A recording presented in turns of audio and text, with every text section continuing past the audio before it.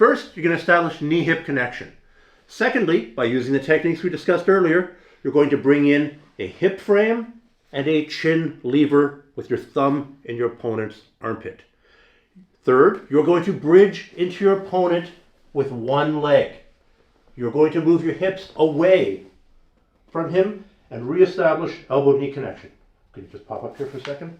There. Come back down, link your hands. Next, you're going to bring your far leg in and hook underneath his bottom knee. Now you're going to bring your top hand inside his crossface. You're going to push away, achieve recumbent butterfly guard. You're going to pull him into you, lift him up, kick him away, and sit up. This is the fundamental escape. This is the one that you have to work on. It's the one you're going to lead with. And it's the one that you're going to use at any opportunity that you get. I can create the opportunity to escape. Let's say I bridge into him and I lever his chin up. I'm anchoring my hand in his armpit and I'm lifting my elbow up, which is actually kind of an uncomfortable position. I bridge up. Oh, there. The north magnet and the south magnet in my knees are trying to reconnect. Let's say I don't bridge and all I do is chin lever. There. North-south magnet connected, elbow-knee connection. Now I can escape. Let's say we're here and Richie starts going to knee mount. Go ahead. Oops. Elbow-knee connection. I'm ready to escape. Let's say Richie backs up for a second. Elbow-knee connection. Any movement, any shifting, this should be my default option. Now, there are a lot of variables here. I think the biggest variable is what your arms do and what your legs do after you establish that elbow-knee connection. Let's talk about the role of the far leg. Fundamentally, the role of the far leg is to stop him from running around. If I just have elbow-knee connection and he circles and I don't do anything, he's going to end up on my back. I'm going to be angled the wrong way. Come back to this, Richie. Therefore, the primary role of my far leg is to latch onto him somehow. If you imagine that I had Velcro on this foot and is glued to his shoulder, as he circles, I would circle with him and he would not run past my elbow-knee connection. I don't have Velcro on my foot. He doesn't have Velcro on his shoulder, so what do? I have a number of choices. Let's assume I have elbow-knee connection across his belt line. My left foot can come under here in the half butterfly. Now, when I've got this hook, if he circles, go ahead, circle. Keep on circling. He has to take me with him. My left foot can step over his foot and hook here.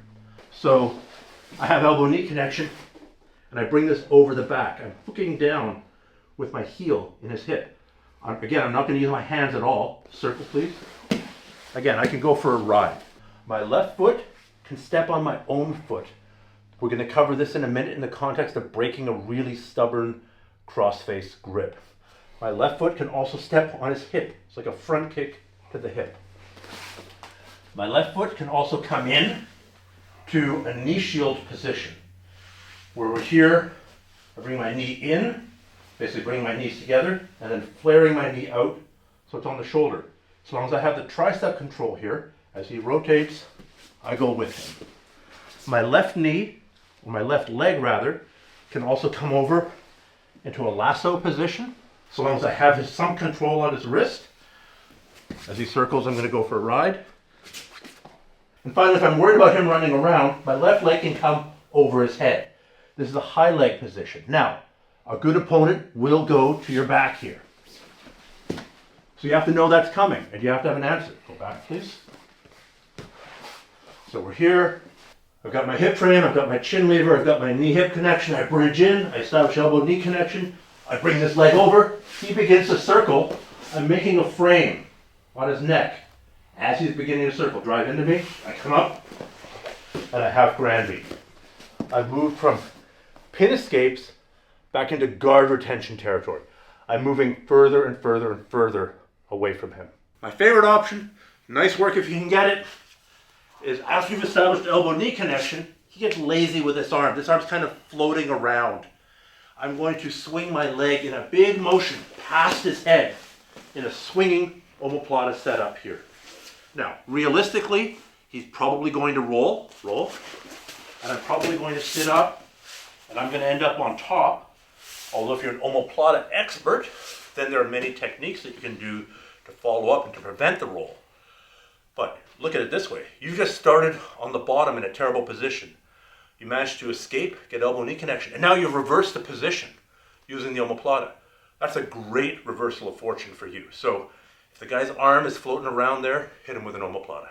Finally, sometimes he's just going to get that cross face, and even though I've got elbow-knee connection, he's just going to try squeezing the crap out of me. So he's been spending so much time doing curls for the girls, he's going to try and pop my head off, despite the fact I've got my elbow-knee connection. In which case, I can step on my own foot, bring my hand inside, and instead of using this leg to hook him or clamp him, I'm going to use that to push and break his grip. Let me show what that looks like, please. We're here. I've gotten to elbow-knee connection, but he's still just squeezing. It was a hard job to pass my guard. He doesn't want to concede this. So what I'm going to do is I'm going to put my own foot on my own Achilles here, and now I can push with the power of both feet. Hold on as tight as you can. I'm essentially doing a deadlift maneuver, driving my hips forward and my legs away. And that's a lot of power. If we combine that with bringing my former hip frame on the inside of his arm and now pushing with both hands like bad CPR and extending here, I can create a lot of room very quickly. Let's talk about a couple of contingencies for things that he might do to shut down your escape.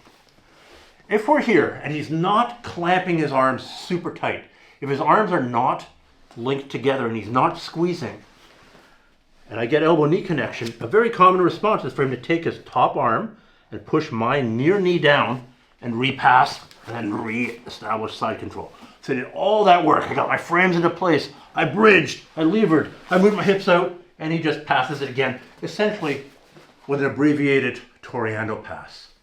So if that's happening, or I'm concerned about that happening, or I notice his hands aren't linked, I need to control this arm. This is the arm that's going to stuff that knee, right?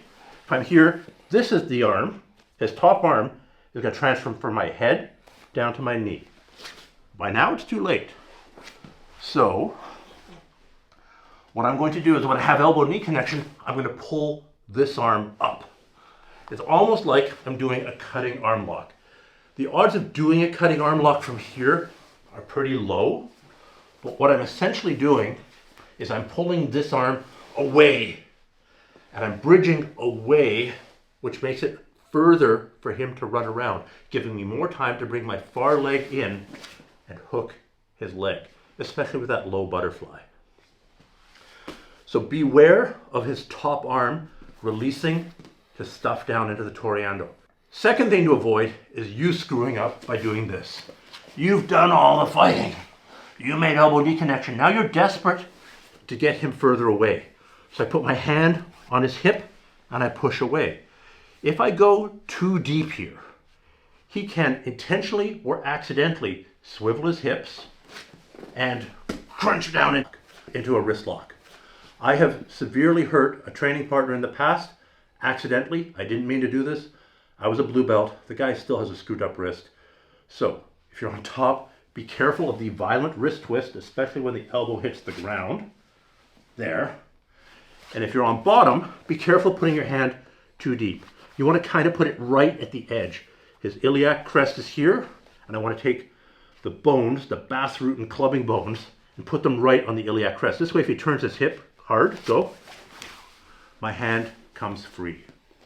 So beware of his top arm stuffing your knee down. Beware of your near arm going too deep and getting trapped in this position where it can get wrist locked. Tap, tap.